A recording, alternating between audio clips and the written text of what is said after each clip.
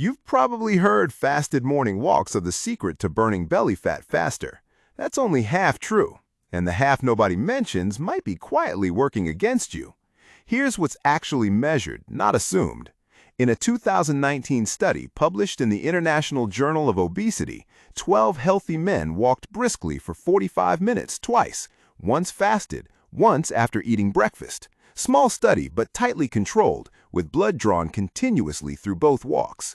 The fasted walk pulled more free fatty acids into the bloodstream, the direct marker of your body breaking down fat for fuel, at every single time point measured, before the walk, right after, and 30 minutes later. Meanwhile, the fed walk burned more carbohydrate the entire way through. Your body genuinely leans more heavily on fat when you walk on an empty stomach. So far, that matches what you'd expect. Here's where it gets interesting. A separate study, this one on 10 obese men, compared the same setup, morning exercise fasted versus after breakfast, and found the same fat-burning advantage. But it also found something the fasted cardio crowd rarely talks about. Cortisol was higher after the fasted walk too, and the researchers themselves flagged the concern directly in their own conclusion that elevated cortisol from fasted exercise could work against long-term fat loss in obese men, not for it.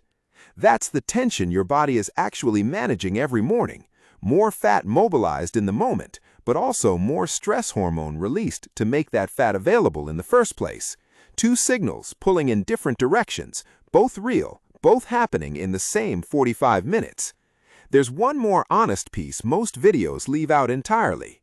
Your body doesn't just stop compensating when the walk ends. Burn more fat in the morning, and your body often shifts back toward burning more carbohydrate later in the day to rebalance. Across a full 24 hours, the gap between fasted and fed often narrows more than people expect. So what actually matters isn't fasted versus fed, it's keeping the walk in that same window both studies used, a brisk, moderate pace under about 45 minutes, long enough to get the fat-mobilizing signal working, short enough that cortisol doesn't get the upper hand and start working against you. Your body isn't broken if you eat first, it isn't optimized just because you didn't. It's running two systems at once, and the walk itself decides which one wins. If your mornings are already dialed in, the next question is what's happening to that same cortisol curve by evening, because it doesn't just reset on its own. That's the video to watch next. That is why it really matters.